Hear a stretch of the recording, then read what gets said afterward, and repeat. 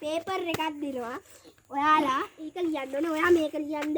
ඔයා මේක ලියන්න මට අපර ගණනක් ඇතුළේ තමයි මම ඔයාලට දෙන්නේ. 10:00 වෙද්දි මට ඕක ගන්නවා මං ඇවිත්. මට ඒ ලියපු නැතිව මට අදාළ නැහැ ලියන්න එකක් ගාලා ඔයගොල්ලෝ.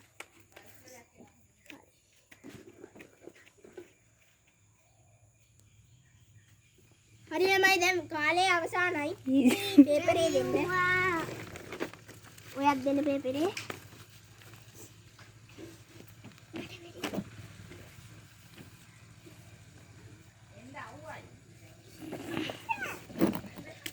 ඔයාගේ ලකුණු 50යි. ඔයාගේ 75යි. මෙතනින් වැඩිපුරම ලකුණු අරන් තියෙන්නේ සාදරා 9ක්. එයා නැගිටින්න. ඔව් එහෙනම් ළමයි.